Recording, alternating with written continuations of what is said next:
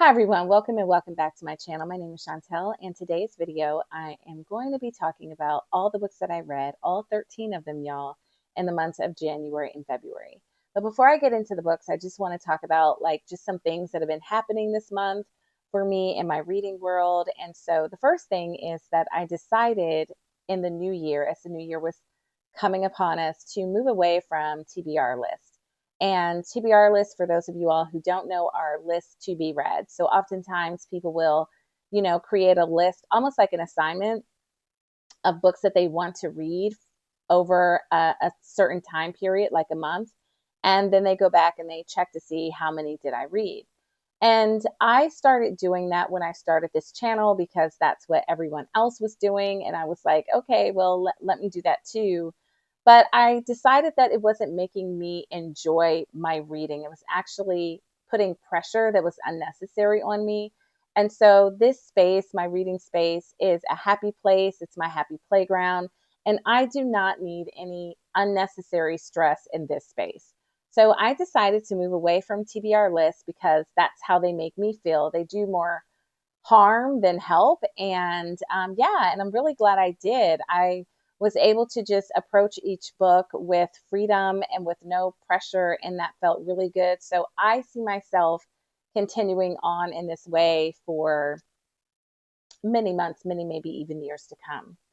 So another update is I started to lean more actively in Substack. And I think that I started my Substack page in maybe sometime last year, but I really wasn't active on it. It was a very confusing space. I didn't know how things worked. And so I don't even know, you guys, if I set up my Substack right, if that makes sense. I don't know. But I was like, whatever. And I just started really just getting involved and meeting people and following people. And I've had so much fun building community over there on Substack. So if you are on Substack, please let's connect. Let me know so I can follow you. And if you're not, consider joining it. I've had a great time meeting writers and fellow bookish people and also just dialoguing in some really great conversations. And it's also been a way for me to keep up with like what's going on in the book world, festivals and conferences and all kinds of things that I've been able to learn about through that space. So that has been a great addition to my book space. And last but not least, over these last 2 months, Books with Friends has started again. So for those of you all who may not know, Books with Friends is literally just that. I sit down with a friend and we talk about a book. Oftentimes, friends will recommend books to me, so they will pick out the book that we're reading. And I really like that because it's another way to just broaden what I'm reading. And we started up the second season this February. And so already we've had a few great conversations. So if you're interested in, hearing me talk with a friend about a book, you can also find that information in the show notes below. All right, so I think that that's all like the updating kinds of things before I get into my list of 13 books. For some of these books, I've done reviews on. If I've done that, I will let you know. For some, I've written a Substack article, and I will also call that out.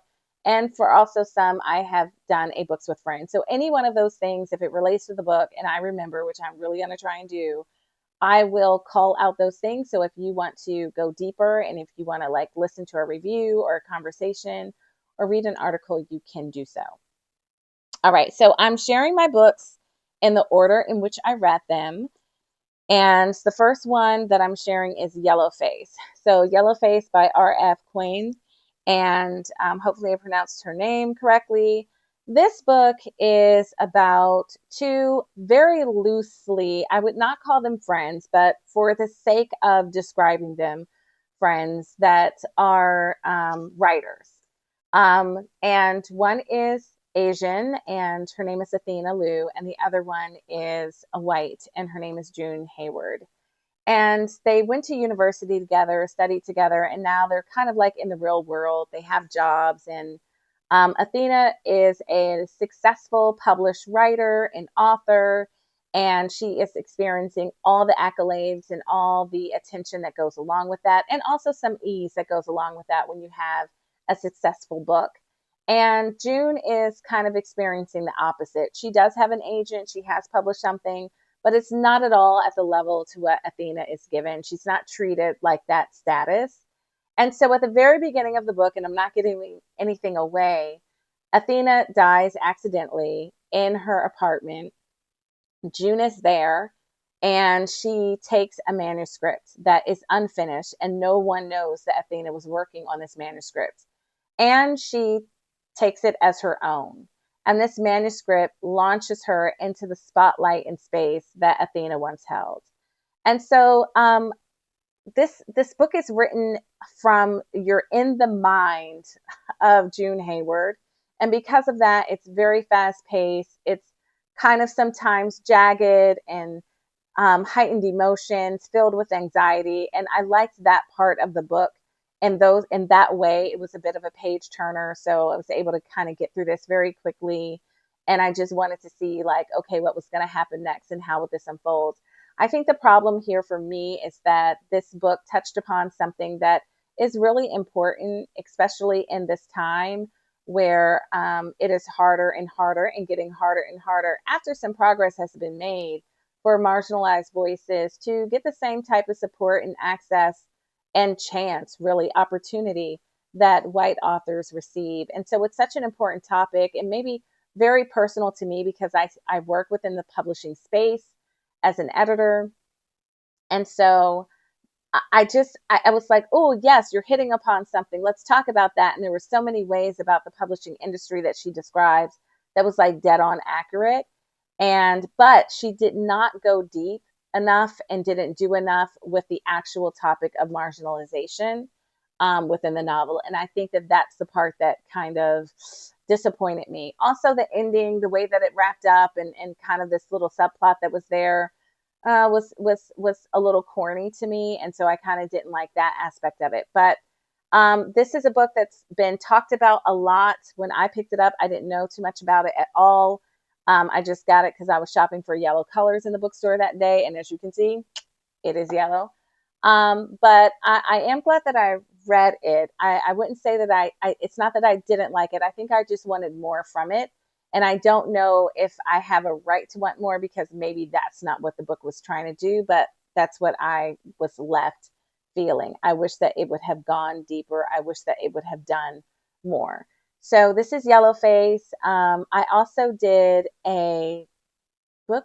Did I do a book?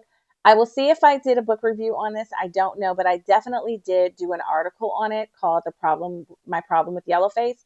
So I will link that in the show notes below if you want to check that article out. Okay, moving on to my second book over here in my book stack is Mame. Isn't this a pretty cover? I just like this cover, especially for springtime that's coming around. I'm definitely going to showcase this color. This is Mame by Jessica George. And this is Jessica's debut novel, and I was really impressed. So we have a young, like, coming of, solidifying herself, I would say, into adulthood. And this story it's a story about, I think, finding one's voice, finding one's place in the world as a young woman. Like Yellowface, we are also in the interior world of this character who is affectionately called Mame, even though she doesn't like this name. So Mame is her nickname, and it has like a loaded meaning behind it that when you read it, you definitely will understand. But this character, her family is from Ghana, and she is, I think, that's living in London. I definitely believe that they are in London. And she lives with her father, who is very sick and aging, and her mother is back home in Africa. And she is the primary caretaker, the responsible one. And that burden of responsibility that has been really forced on her in a way has also limited her from living her life and establishing her life and growing and maturing. So in some ways we see this stunted character that's unsure, that's awkward, that lacks confidence in all areas of her world, both professionally, socially, with friends, romantically. And we see her, grow into herself, but we see the slow process of it. I think that that's what I liked about this book. a lot, or mostly, I would say. Yeah, so this was just it's a quick read, and it felt I was reminded of this season that I was in when I was in my 20s, trying to figure stuff out. I couldn't relate to everything because my family dynamic was so drastically different. It actually made me appreciate my family dynamic a lot more, and the mother and the father, that I had growing up. But there were some aspects of just kind of like the unsure things of life, and what am I going to do with my life and my career, and just trying to land well, especially as an artist. That's hard to kind of sometimes figure out. So I really enjoyed this. I also enjoyed her writing style. She has a very fresh way of writing. You can definitely tell that she's serious about her craft. And if this is her debut, I look forward to reading other work that she has coming out in the future. So this is Mame. And I think I did do a review on this book. So also, again, I will leave it in the show notes for you. All right, my next book is this baby right here. This is Octavia Butler's second book in the Earth Seed series. This is Parable of the Talents. There's been a big buzz about this book and a big resurgence of this book.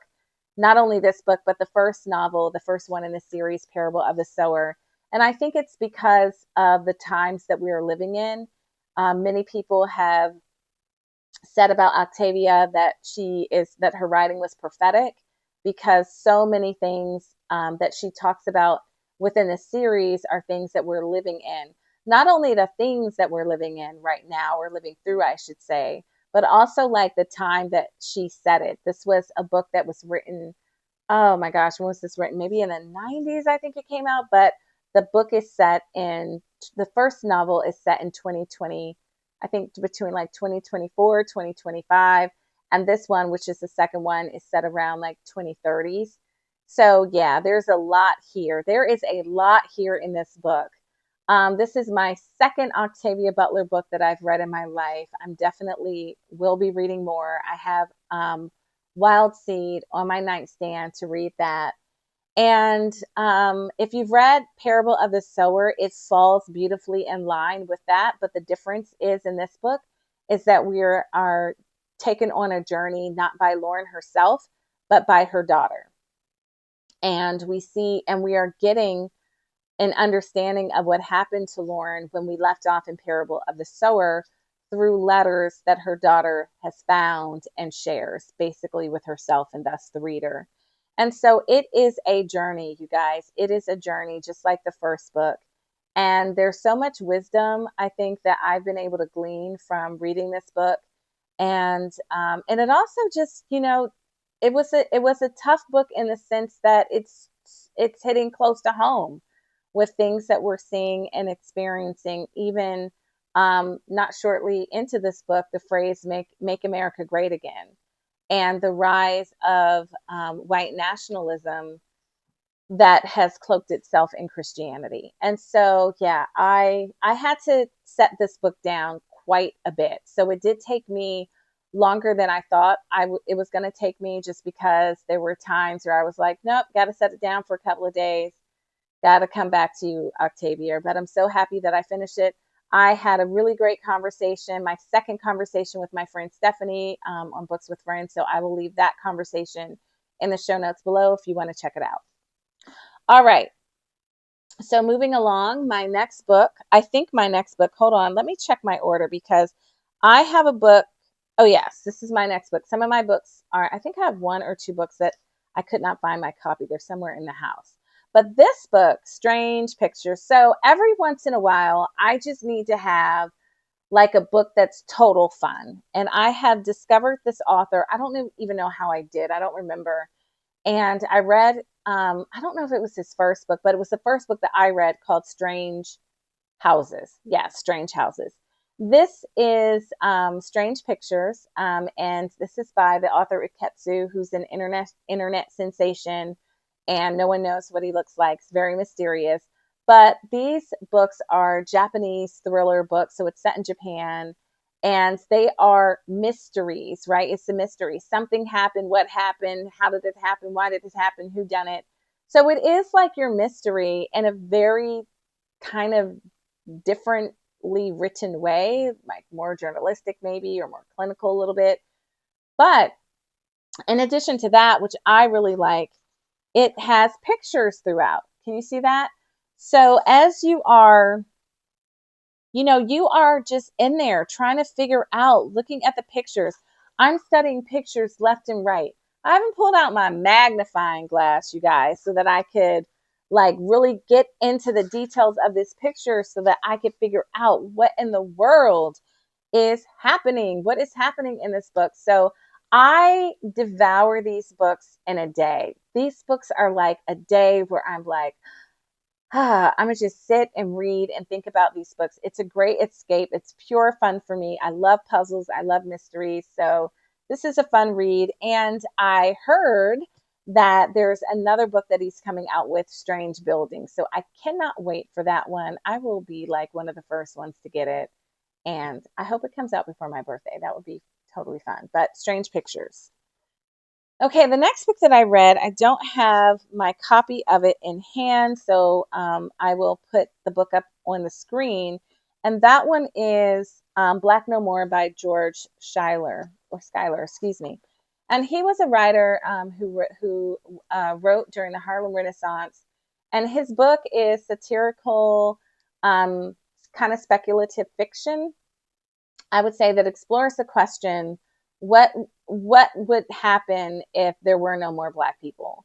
So there is a scientist that comes out with a way to basically turn Black people into white people and thus solve the racial issue that we have in America, right? So it's like, okay, great. Those are, hey, let's do that. But as you can imagine, things don't work out correctly, and surprises come along the way. And I think like through this examination in a almost a comical way, a way of looking at a thing and making fun with it in a satirical way, it really does kind of talk about the necessity and the importance of Black people and Black culture and the contributions and all that would be lost if Blackness was taken out of the United States. But it also touches upon of how difficult that is to do. Even when you think you have succeeded, you have not succeeded. So this author was new to me. I was surprised because I know a whole lot about writers, especially during the Harlem Renaissance. So I was really surprised that I didn't know about this one. And this was a book that I read with my book club. And so I'm so happy that they made me read it and put it in my hands. So Black No More. Okay, so the sixth book, We Are Making Progress, is a book that I picked up called The Vegetarian. So this book is about a woman who decides that this is a Korean novel, I should say. And so I'm sorry, it's by Han King. And this woman, this mother, she's not a mother yet, no. She's a wife. This young wife decides, because of a bad dream that she had, that she's no longer going to eat meat. And from this decision, we see just the unraveling that happens. I really was not expecting anything that I found in this book. It totally took me by surprise. It was not what I expected at all. That being said, it is an interesting book. I am glad that I read it. I found it highly disturbing, but not in a bad way, just like in a disturbing way. And so, yeah, there's a lot that is going on here as we see a human being literally unravel to um, escape the societal conditions that are put on her as a woman. I'll just say like that. So yeah, so I think that it's a short book, but you guys, this one took me so hard to read because I had to set this one down. I was like, oh my gosh, what in the world? Like, what in the world? That is the expression that I had a lot with this book. So yeah, if you like dark, it's a very dark book. It's not suspenseful, but um, it's not horror, but it's somewhere like near that space. this is something that you would then like. So the vegetarian. And I did do in the Substack article about this book, so I will leave that in the link below. All right, moving on, we have not this book. We have another book that I don't have here, which is The Book Thief. So The Book Thief, I love, love, love, love, love The Book Thief. The Book Thief is a book written by Marcus Zusak, I think. And it's just such a great read. So for those who don't know, I also homeschool my daughters, and we were reading that book together. And you guys, it is so good. It is a YA book that is set it's set in Nazi Germany during World War II, and it's focused on this little town and the people in this little town, and in particular, a little girl in this town who is the book thief. But one of the things that's really unique about this book is the narrator, because the narrator is deaf. And when I tell you how beautiful and human and thought provoking and difficult this book is, it just is. I think this book, do not let the YA, if you're like, oh, it's YA and I'm an adult and I'm not reading it, I don't read YA. Do not do that. First of all, there's some really good YA books out there that I think, I'm reading it. This is one of them. So The Book Thief is such a great book. I'm really a fan of Marcus's writing style and just the way that he tells stories, the risks that he takes, all paid off, and how he really puts human experiences on the page. And so there's another book of his that I have in my house that I'm going to read called The Bridge of Clay at some point in my life. But yes, The Book Thief.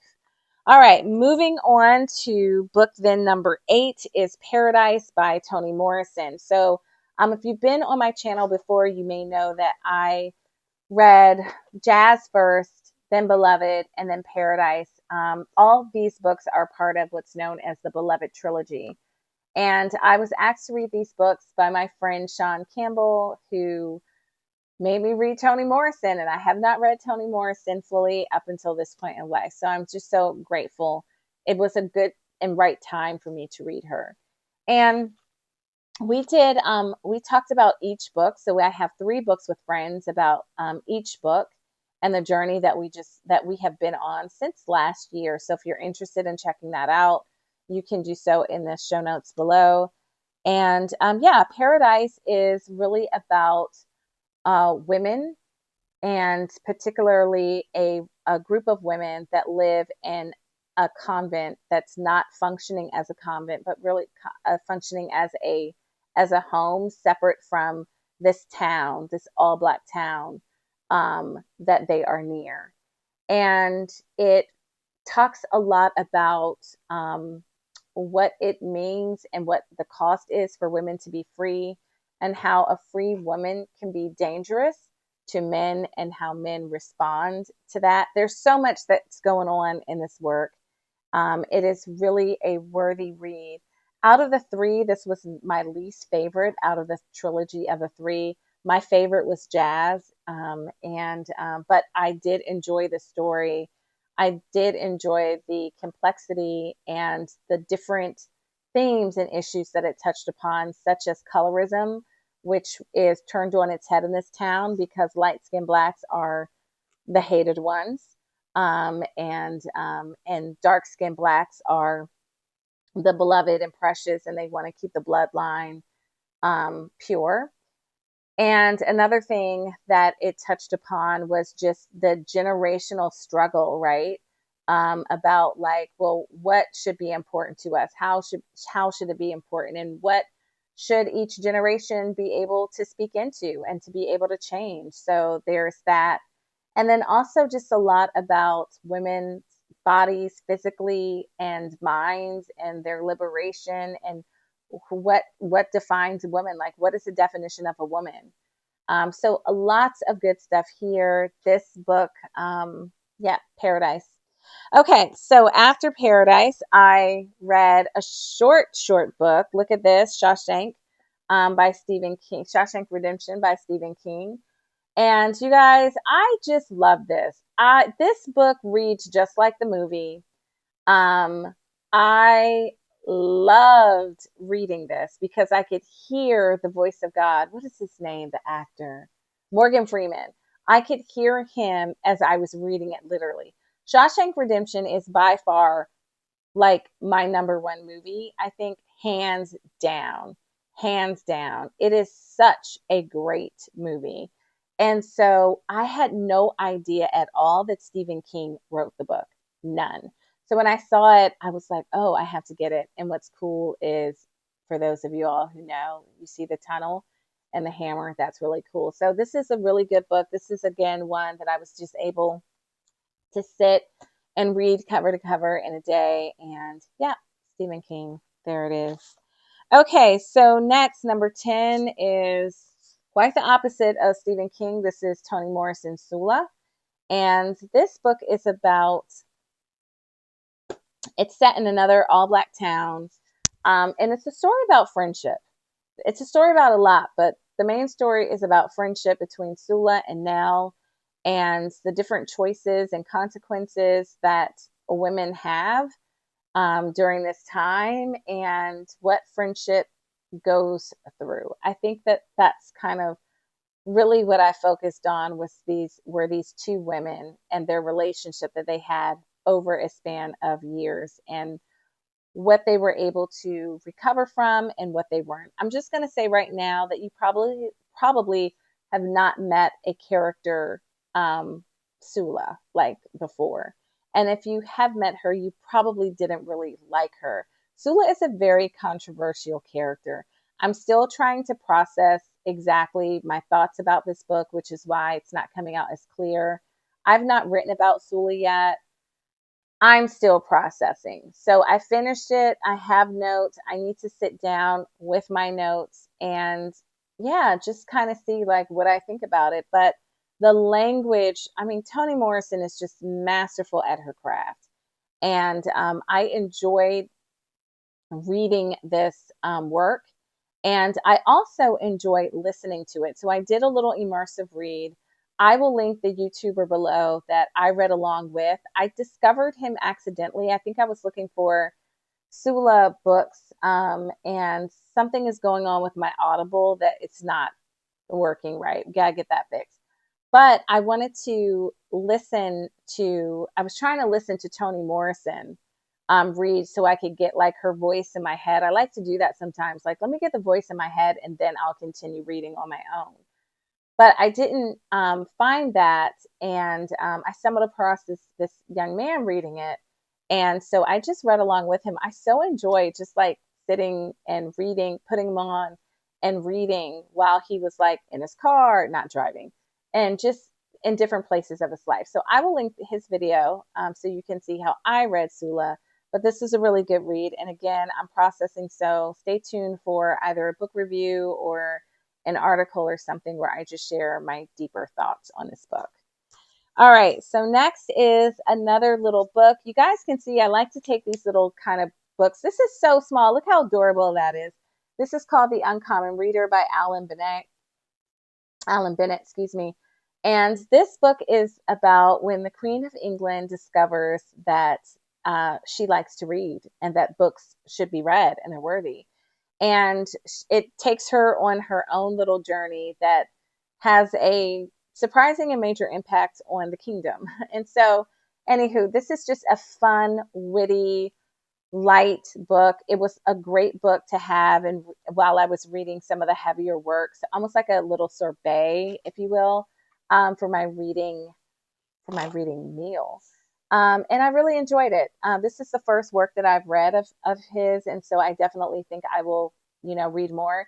My only problem with it, you guys, and this is a picky problem probably, but there were a lot of typos in this. And that just really disturbed me because whenever I run into a typo, it pulls me out of the story. And so that happened about 4 times in this book. So yeah, but the story was still fun, and I will still give more of his work a try. All right, so next we're almost here. We have No One Taught Me How to Be a Man, What a Trans Man's Experience Reveals About Masculinity by Shannon T.L. Kearns. And this book really did surprise me. This is a work of nonfiction. And really, what it is, it's just showing insight from a unique perspective of someone who was born female, walked around this earth in a female body for many, many years, and then eventually transitioned to be a man. And so it really is a very compassionate commentary on masculinity, but not just masculinity, I think, in the broad sense of it, but specifically masculinity with white Christian, evangelical Christian masculinity. That's kind of the sweet spot that this book talks about. This book is so good. There is so much. I was not expecting what I got inside these pages. It is a very short read. You can literally sit down and read it and in a day and knock it out. But it is definitely a book worth reading and worth discussing. I had the pleasure to do that with my friend Amy, and we really had such a rich conversation that went on for almost like another 45 minutes after, because it was interesting reading and discussing it from a woman's perspective. Shannon says in the intro that this book is written for men, that's his target audience, but we got so much out of it as two women. And then it was even more interesting, our conversation, because I am Black and my friend Amy is white. So just our different perspectives talking and grappling with what we found in the text. So I will leave that show in the notes below as well if you want to check that one out. Okay, and we have, what do we have next? We have last Song of Solomon by Toni Morrison. Lots of Toni Morrison for me. So I think I will have read 5 Toni Morrison books in a very short amount of time. I just finished this book this morning. This book's main character is Milkman Dead. Yep, that is his name. And this is really a Bildungsroman type book, a coming of age story. And we get to see how this character was shaped, what shaped him, and then as he grows, I think like what happens to him in his development and the choices that he makes, and what he believes to be possible and true, including flight. There is so much here. I, again, like Sula, I am processing. I'm thinking about all, because I have 5 Toni Morrison books in my head, and this one is different in the sense that the other 4 books centered women as the central aspect of the story, but this book centers a man. And so it's giving so much to think about. So I'm definitely looking forward to sharing more of my thoughts and analysis on this book once I kind of have it pulled together. I'm allowing myself time and space to just kind of sit and to get my thoughts together and to not rush, because it's like, ooh, people know I finished it, so I need to rush. No, I'm not doing that. I'm going to take my sweet time. I think Toni would say, girl, take your sweet time, sit, get your thoughts together, let it marinate. And that's exactly what I'm going to do. But this was my last book of February. And so, yeah, it's been a great reading month. If you have read any of these books, please let me know. Leave it in the show notes below. I would love to hear your thoughts about any of these works.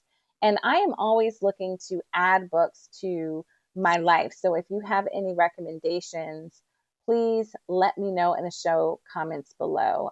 Leave them, as I'm always, on the hunt for books.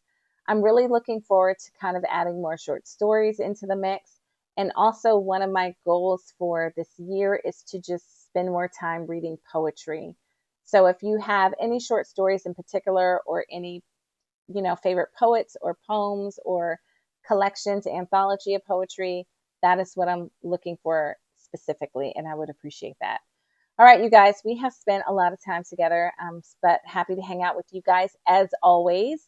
And again, if just to remind you that you should check me out on Substack and join that community. I would love to have you over there. And please, if you're coming from this space and you, come over from Substack, let me know. Give me a shout out. Let me know. There's ways that we can communicate back and forth over there. Again, I'm loving that space. And if you liked this video, which I hope that you did, please like and subscribe if you are not already a subscriber, so that we can stay in touch and you can help the algorithm figure out what we're doing in this space, so that we can help people find us that need to find us, because they are book people too. Until next time, you guys, stay warm, stay sane, and as you know what to do, always stay reading. Bye.